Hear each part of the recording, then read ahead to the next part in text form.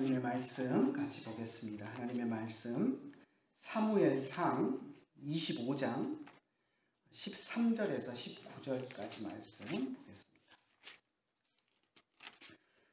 다윗이 각기 사람들에게 이르되 너희는 각기 칼을 차라 하니 각기 칼을 차매 다윗도 자기 칼을 차고 400명가량은 데리고 올라가고 200명은 소유물 곁에 있게 하니라. 하인들 가운데 하나가 나발의 아내 아비가일에게 말하여 이르되 다윗이 우리 주인에게 문안하러 광야에서 전령들을 보냈거늘 주인이 그들을 모욕하였나이다. 우리가 들에 있어 그들과 상종할 동안에 그 사람들이 우리를 매우 선대하였으므로 우리가 다치거나 잃은 것이 없으니 우리가 양을 지키는 동안에 그들이 우리와 함께 있어 밤낮 우리에게 담이 되었습니다. 그런즉 이제 당신은 어떻게 할지를 알아 생각하실지니 이는 다윗이 우리 주인과 주인의 온 집을 해하기로 결정하였음이니이다. 주인은 불량한 사람이라 더불어 말할 수 없나이다 하는지라. 아비가일이 급히 떡 200덩이와 포도주 2 가죽 부대와 잡아서 요리한 양 5마리와 볶은 곡식 5 세아와 건포도 100송이와 무화과 뭉치 200개를 가져다가 나귀들에게 싣고 소년들에게 이르되 나를 앞서가라. 나는 너희 뒤에 가리라 하고 그의 남편 나발에게는 말하지 아니하리라. 아멘. 오타가 군데 났네요. 오늘 추수감사절을 맞이하여서 감사절 설교를 해야 되는데 지난 한 주간 동안 고민을 참 많이 했습니다. 추수감사절에 무슨 설교를 할까 하는 고민이었습니다. 제가 2010년 3월에 우리 교회 미국에서 이제 와서 교회 위임식을 했으니까 작년까지 14번의 추수감사절 설교를 했습니다. 맥추감사절 설교까지 하면 28번. 아마 맥추감사절 설교는 제가 아마 연속 강의해 나갈 때 그냥 감사절 설교를 안 하고 그냥 뭐 마태복음 설교하던 거 그냥 이어서 하고 그랬던 게 한두 번 있는 것 같아요. 그러니까 그거 고려하더라도 감사절 설교를 20번 이상, 최소한 20번 이상 했습니다. 더 이상 여러분 한번 생각해 보십시오. 감사절 설교를 20번 이상, 25번 가까이 했는데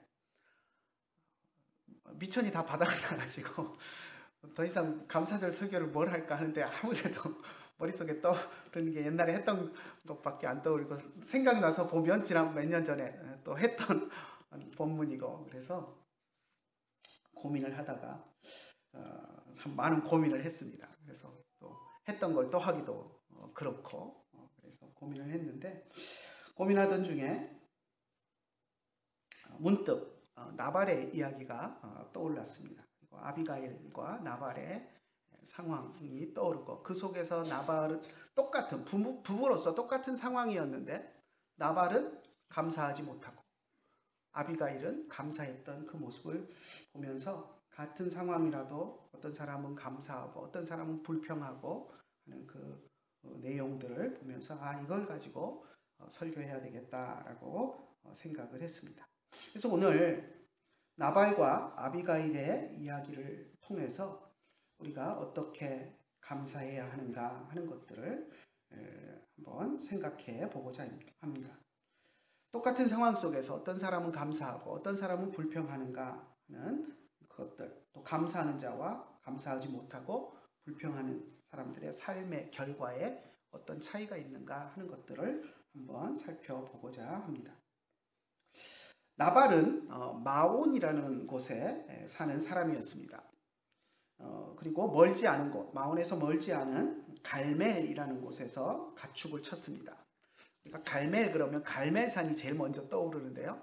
갈멜산은 저쪽 이스라엘에서 갈릴리 근처의 북쪽이고요. 그리고 이스라엘 골짜기 끝에 있는 유명한 산입니다. 하지만 여기서 이야기하는 갈멜은 헤브론보다 더 남쪽에 있는 사해 근처에 있는 그런 지역입니다. 그래서 완전히 다른 지역인데요.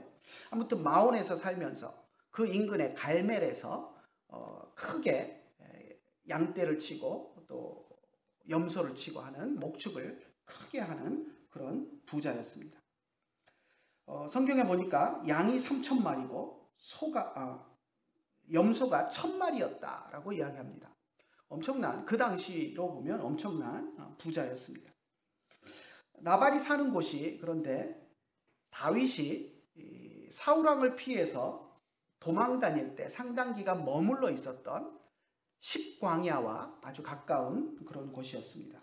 그래서 나발의 목자들이 양을 칠 때, 오늘날 우리 한국은 뭐 풀이 많으니까 양을 키우고 해도 울타리를 쳐놓고 그 안에서 얼마든지 풀을 제공하면서 양을 키울 수 있습니다. 그런데 이스라엘 땅은 풀이 있는 것이 그렇게 많지 않습니다. 그것도 풀이 조금 군데군데 돌틈에서 조금씩 자라기 때문에 뭐 양떼를 몰고 목자들이 쭉 가서 조금이라도 풀이 있는 곳에 양떼를 풀어놓고 뜯기우다가 양들이 풀을 다 뜯어 먹고 나면, 그리고 나면 또 다른 지역으로 옮겨가서 조금 황무지라도, 완전히 사막 같은 황무지는 없기 때문에 중간중간 풀이 조금씩 나 있는 곳들을 찾아다니면서 양떼를 쳤습니다. 그러다 보니까 다윗을 따르는 사람들이 숨어 지내던 그 십광야 그 근처에서 같이 마주치고 또 생활하고, 또 다윗이 숨어 지내는 그 근처에서 양을 치면서 그렇게 조우하는 그런 일들이 있었습니다.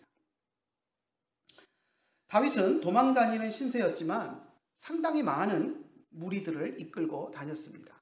오늘 우리가 읽은 본문에도 보니까 13절에 다윗이 400명가량을, 칼을 찬 군인들을 400명가량을 데리고 나발에게로 달려가고 200명 정도는 자기가 머물던 거처를 지키도록 남겨두고 갔다 하니까 칼을 찬 군인들만 최소한 600명입니다. 그죠? 그리고 군인들만 다윗을 따라다닌 것이 아니라 아예 가족들까지 데리고, 부인과 자녀들까지 데리고 다윗을 따랐던 사람들도 있었습니다. 그래서 그런 사람들까지 고려한다면, 물론 모든 사람이 다 가족들을 데리고 온 것은 아니니까 그래도 최소한 300~400명 정도의 가족들이 있었다라고 생각한다면 거의 1,000명 넘는 그룹을 이끌고 다니는 그런 상황이었습니다.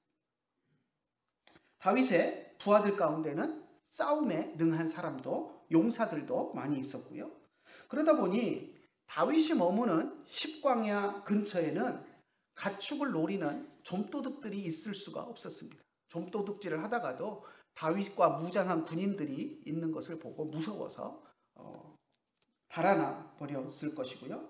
그래서 좀도둑들이 뭔가 숨어서 나발의 양떼를 공격해서 양들을 훔치고 뭔가를 하려고 하다가도 다윗 일행이 근처에 있는 것을 보면 지레 겁을 먹고 달아나고 했습니다. 그것이 나발에게는 아주 행운이었습니다.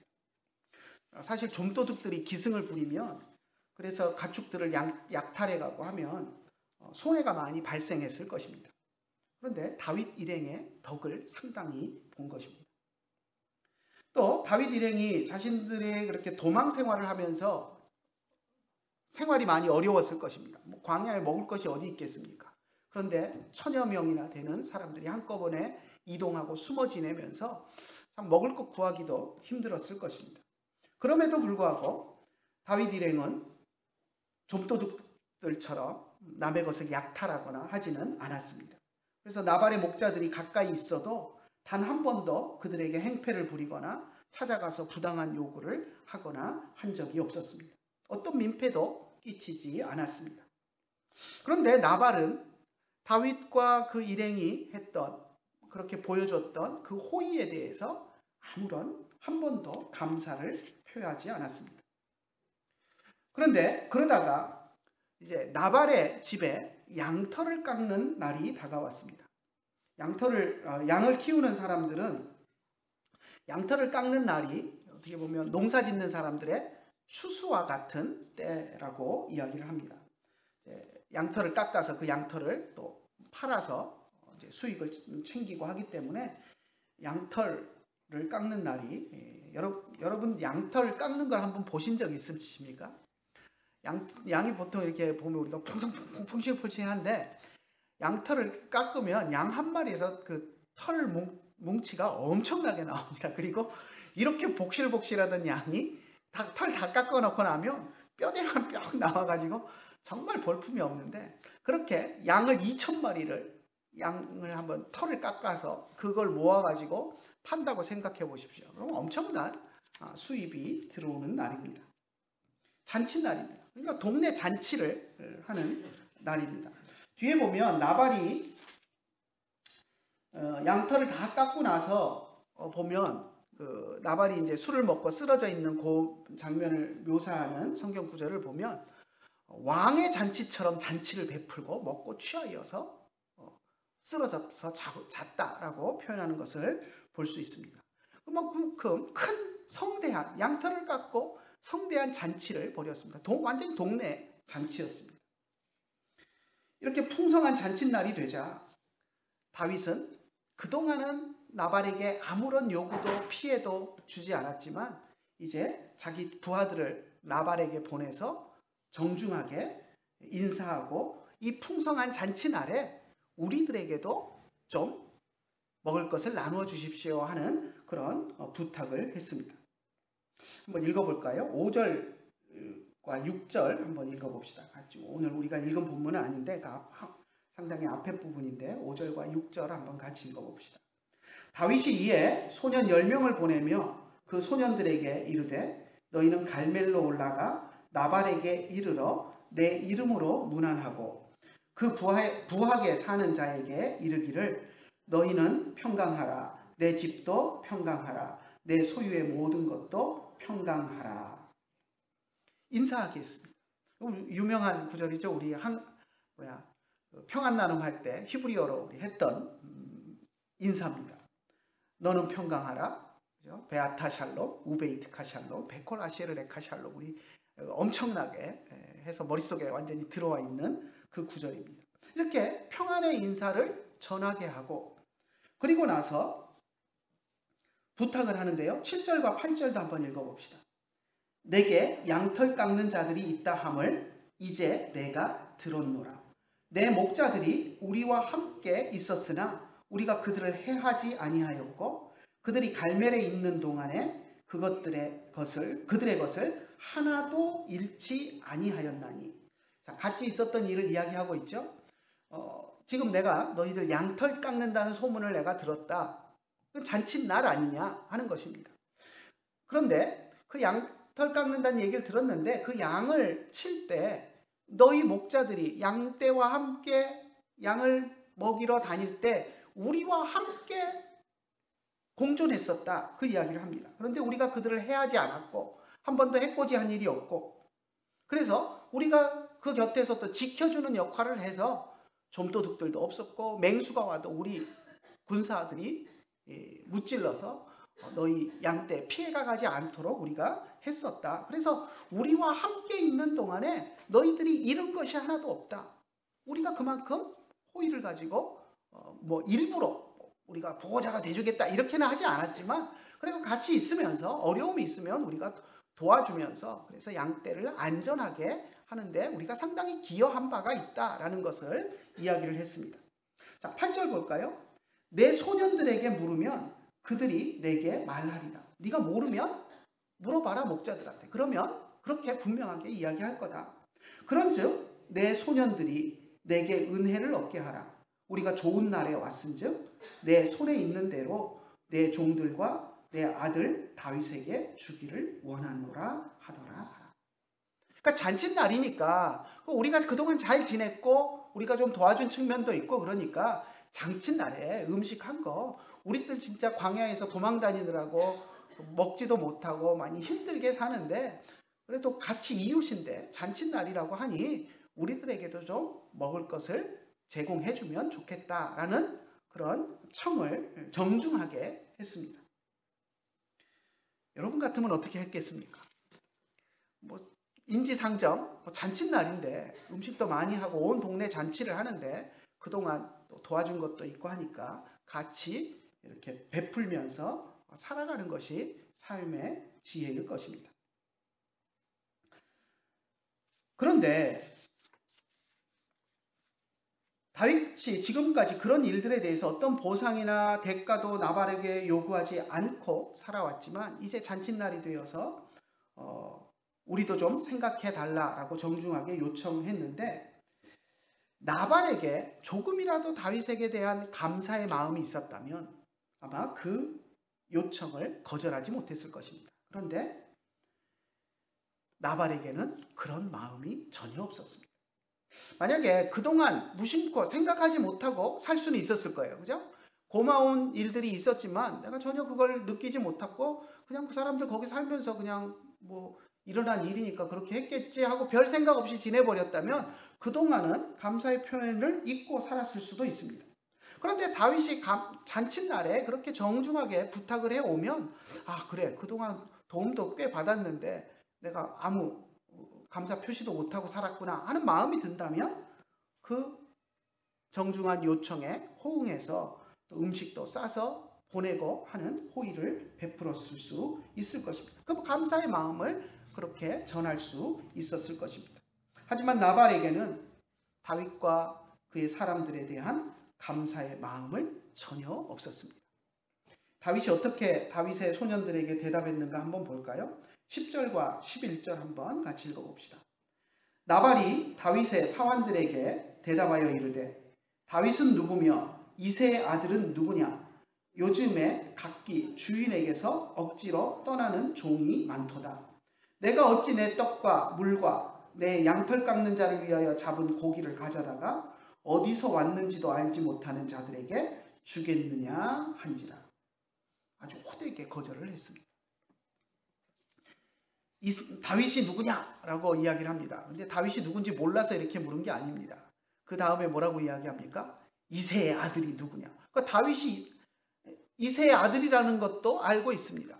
그리고 사울의 부하였다라는 것까지도 알고 있습니다. 요즘 각기 자기 주인에게서 억지로 떠나는 종이 많도다. 이미 다 알고 있는 겁니다. 다윗이 이새의 아들이고 사울 밑에서 군대 장관을 하다가 사울에게 쫓겨서 도망다니고 있는 신세다라는 거 다 알고 있습니다.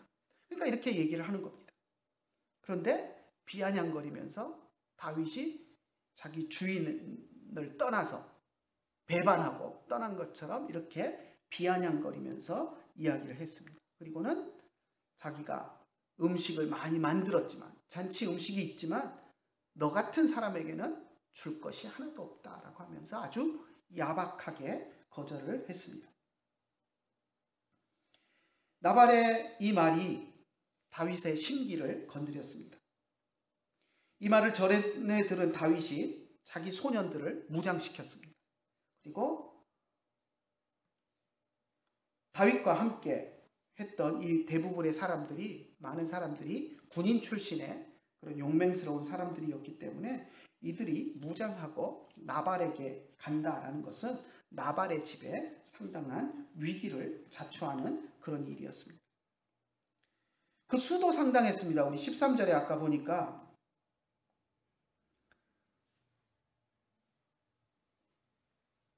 (400명을) 지금 데리고 가는데 200명이 더 있죠. 그러니까 칼을 찬 군인의 수만 600명에 달했습니다. 당연히 해야 하는 감사를 잊은 나발은 스스로 죽음의 위기를 자초했습니다.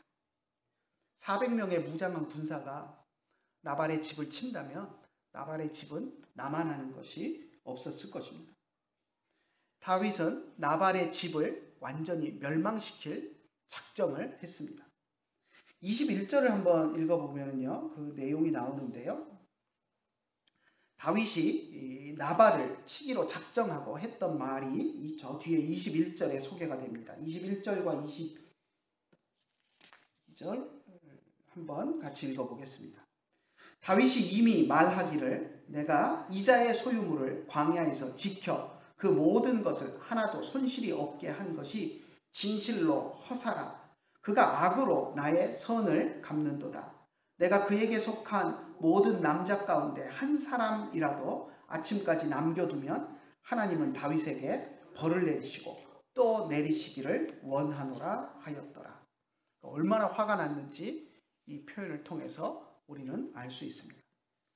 사실 다윗은 이스라엘의 왕으로 기름 부음을 받은 상태였습니다. 아직 사울 왕이 왕위에 있기 때문에 왕이 되지 않은 상태였지만 다윗은 항상 자기가 이스라엘의 왕으로 기름 부음 받은 사람이라는 것을 생각하며 도망 다녔습니다.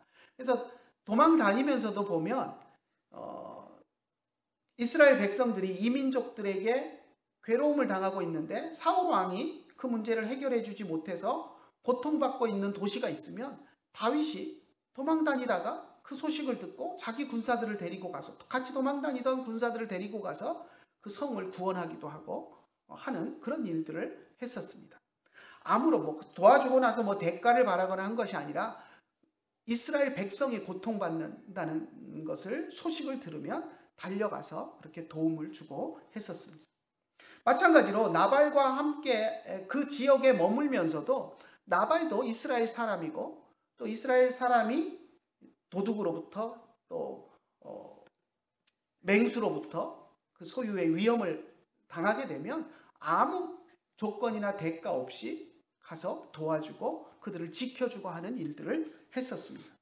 그런데 잔치날이 되어서 정중하게 우리를 좀 헤아려 달라고 부탁을 했는데 이렇게 그냥 거절한 것도 아니고 비아냥거리면서 조롱하면서 사울의 주인에게서 떠난 완전히 버릇없는 쓰레기 같은 사람 취급을 하면서 그렇게 비아냥거리는 그 모습을 보면서 화가 머리끝까지 치다른 것입니다. 그래서 그 집을 완전히 진멸하겠다 결심을 하고 400명의 군사를 이끌고 나발의 집을 향해서 달려갔습니다. 하지만 나발은 어리석었지만 나발 곁에는 지혜로운 종이 있었습니다. 그리고 그의 아내는 또 현명한 아내였습니다. 그래서 나발 곁에 있던 지혜로운 종 하나가 이 소식을 듣고 여주인 아비가일에게 나발의 아내 아비가일에게 달려갔습니다. 그리고 되어진 상황을 자초지종을 이야기했습니다. 제일 먼저 다윗이 나발에게 사람을 보냈는데 나발이 그들을 모욕했다라는 것을 말했습니다. 14절 한번 같이 읽어볼까요? 14절 앞에 읽었던 14절 한번 같이 읽어봅시다. 하인들 가운데 하나가 나발의 아내 아비가일에게 말하여 이르되 다윗이 우리 주인에게 문안하러 광야에서 전령들을 보냈거늘 주인이 그들을 모욕하였나이다. 나발이 다윗에게 대답한 그 말이 옆에 종이 듣기에도 다윗의 심기를 건드릴 만한 모욕적인 말이었다라는 것을 우리는 알 수 있습니다. 그래서 종이 아비가일에게 나발의 아내 아비가일에게 이 사건을 보고하면서 주인이 다윗을 모욕했습니다라고 이야기합니다. 그리고 그동안 다윗의 군사들이 나발의 목자들이 양치는 것들을 도와주고 지켜주었던 그 사실도 이야기합니다. 15절 한번 볼까요? 우리가 들에 있어 그들과 상종할 동안에 그 사람들이 우리를 매우 선대하였으므로 우리가 다치거나 잃은 것이 없으니 그 다음 절도 봅시다. 우리가 양을 지키는 동안에 그들이 우리와 함께 있어 밤낮 우리에게 담이 되었습니다. 밤낮으로 자기들을 지켜주는 울타리가 되고 담이 되어 주었다라고 이야기를 합니다. 그러니까 여러 맹수로부터 또 좀도둑들로부터 안전하게 목자들을 지켜주는 그런 역할을 충분히 했다라고 이 종이 아비가일에게 보고를 합니다. 이 종의 표현을 보면 다윗의 사람들이 나발의 양떼와 목자들을 그동안 어떻게 보호해 주었는가 하는 것을 분명히 알 수 있습니다. 그런데도 나발은 아마도 나발도 알았을 것입니다. 목자들이 보고하지 않았겠습니까? 알았지만 그는 전혀 다윗에 대해서 어떤 감사한 마음도 갖지 않았습니다. 그리고 지금 양털을 깎는 그런 잔치의 날에 다윗이 나발에게 정중하게 호의를 베풀어 줄 것을 부탁했음에도 다윗을 조롱하고 모독했습니다. 그렇기 때문에 지금 그 상황에서 다윗이 나발의 집을 멸하겠다고 지금 군사를 이끌고 오는 중입니다. 라는 것을 종이 아비가일에게 이야기했습니다. 그러면서 당신 여주인으로서 이 상황을 모면할 방법을 좀 찾아주십시오 라고 부탁합니다. 자, 17절 한번 읽어봅시다. 그런즉 이제 당신은 어떻게 할지를 알아 생각하실지니 이는 다윗이 우리 주인과 주인의 온 집을 해하기로 결정하였음이니이다. 주인은 불량한 사람이라 더불어 말할 수 없나이다 하는지라. 주인 나발은 말이 안 통하는 사람이라는 겁니다. 불량한 사람이. 말이 안 통하는 사람이라 아무리 얘기해도 이 상황을 해결할 수 없으니 현명한 여주인인 아비가일 당신이 이 문제를 좀 해결해 주십시오라고 부탁을 한 것입니다. 보고를 한 것입니다. 그래서 아비가일이 급하게 행동합니다. 18절에 보니까 급하게 떡 200덩이와 포도주 2가죽 부대와 뭐 하면서 잔뜩 음식을 장만하는 모습을 봅니다. 아마 지금 잔치 분위기니까 잔치 음식 하려고 또 재료 준비해 놓고 했던 것들이 있으니까 급하게 음식을 만들 수 있었던 것 같습니다. 그래서 급하게 다윗을 위한 다윗과 그 함께하는 사람들을 위한 음식을 급하게 만들어서 그것을 나귀에 싣고 다윗을 향하여 달려갑니다.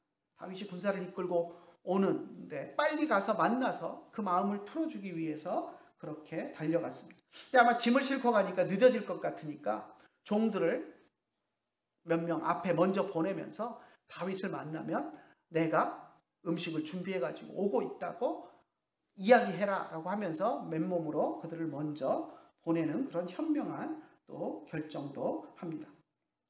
다윗을 먼저 만나 자신이 다윗을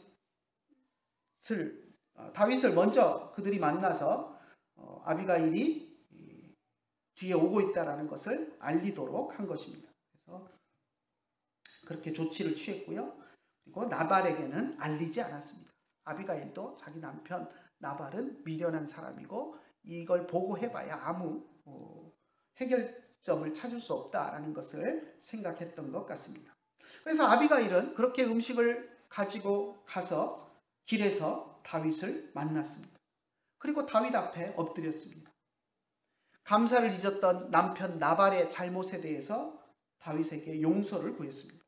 그리고 다윗에게 정중하게 그동안의 일에 대한 감사의 표현을 했습니다. 그리고 다윗을 하나님이 들어 사용하실 종이다라는 것을 분명하게 고백하는 그런 모습을 보였습니다.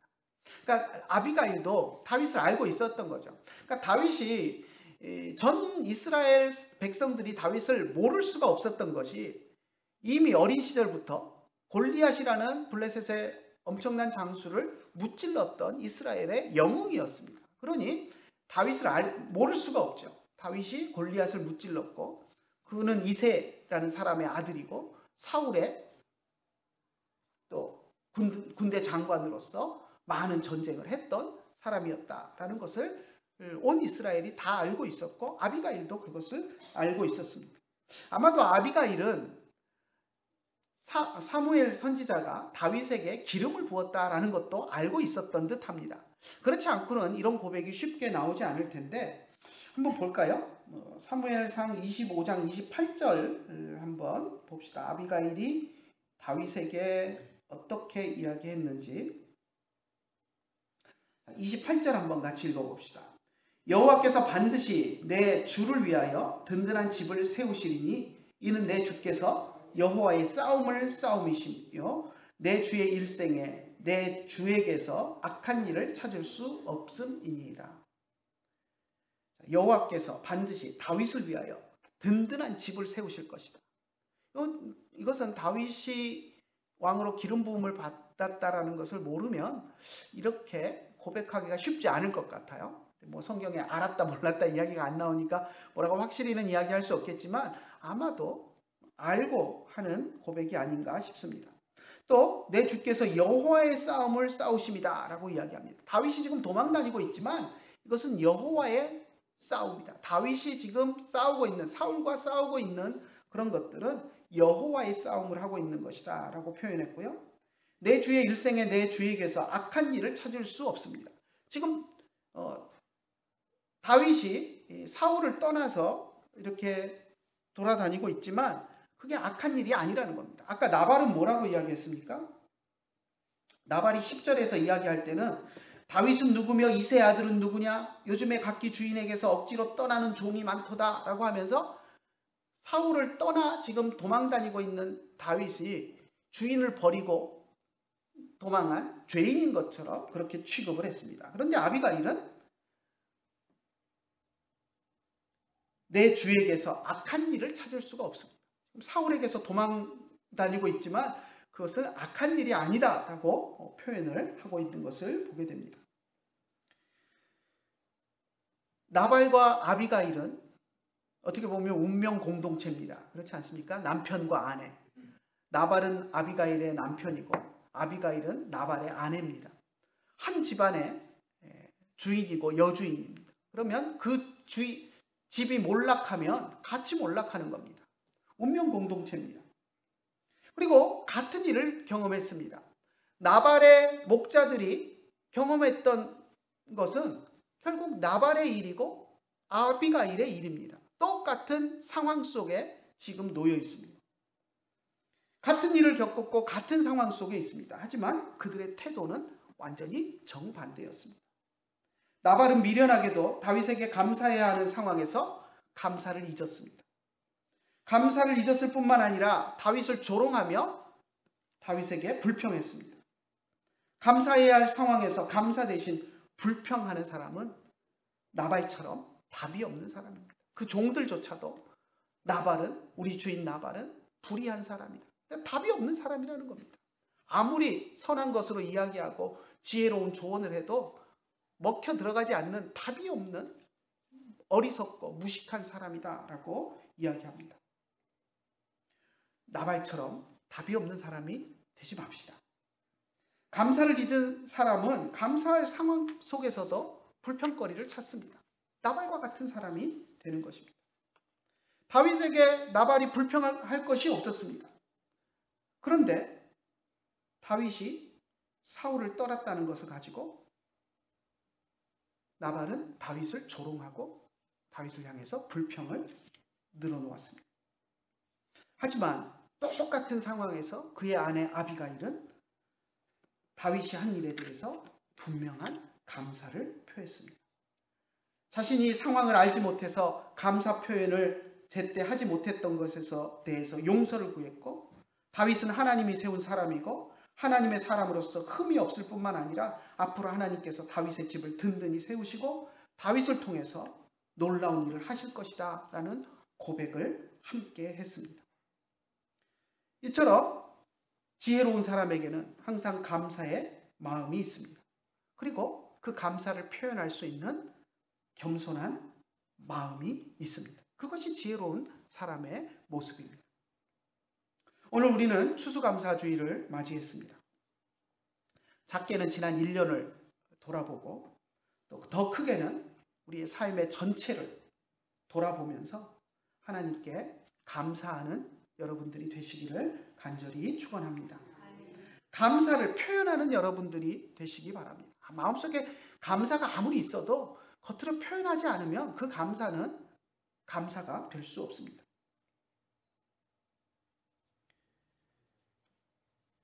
이렇게 말해도 어리석은 사람은 감사가 아니라 불평거리를 찾습니다.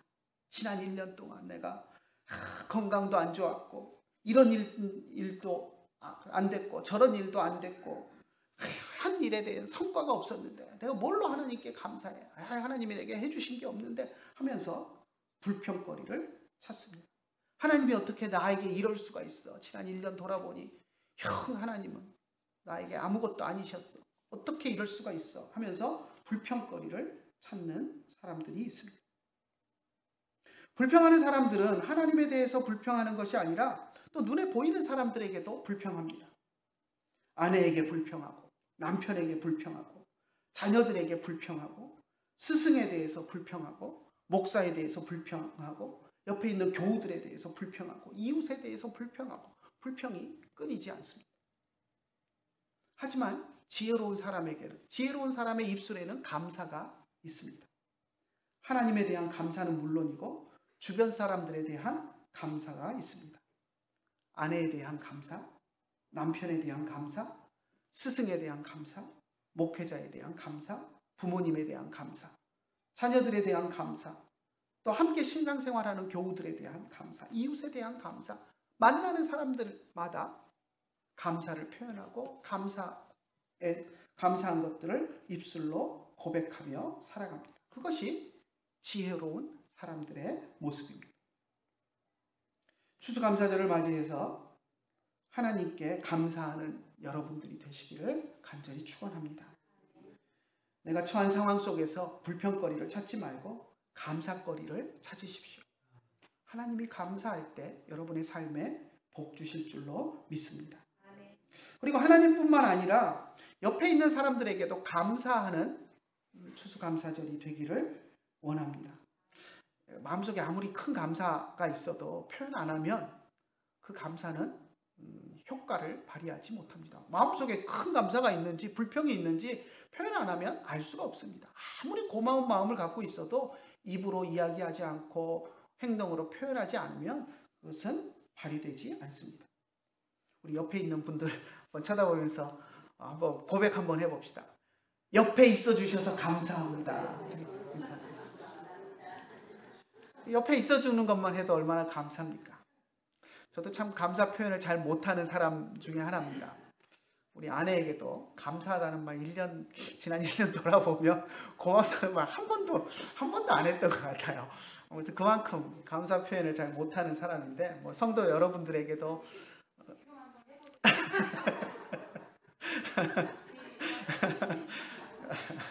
네, 옆에 있어 주셔서 감사합니다. 우리 성도 여러분들에게도 제가 그런 감사 표현을 잘 못하는 사람인데 아무튼 부족한 목회자 옆에 계속 계셔주시고 남아 계셔주셔서 감사하고 또 같이 교회를 섬겨주셔서 감사합니다.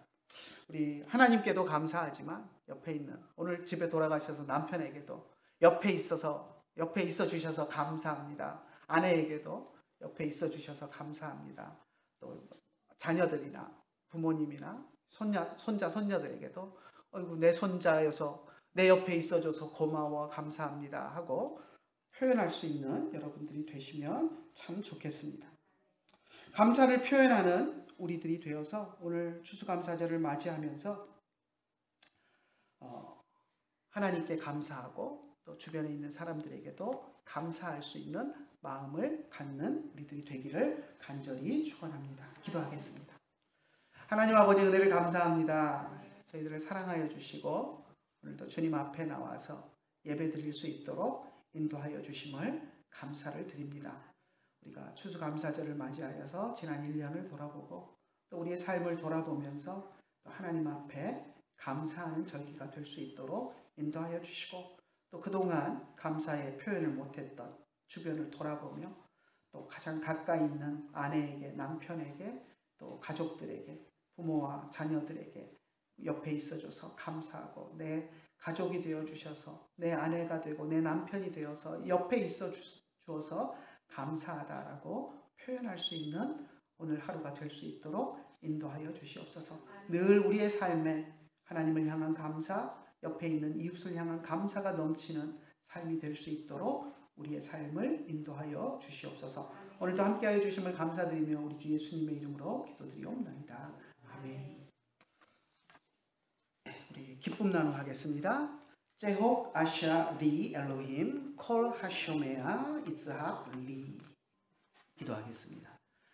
이제는 우리 주 예수 그리스도의 크신 은혜와 하나님 아버지의 한이 없으신 사랑과 성령님의 감화하시고 감동하시고 우리 가운데 교통하심이 추수감사절을 맞이하여서 하나님께 감사하고 또 주변에 있는 모든 사람들에게 감사의 마음을 전하기 원하는 주의 사랑하는 자녀들 머리 위에 이제로부터 영원토록 함께 계실지어다. 아멘.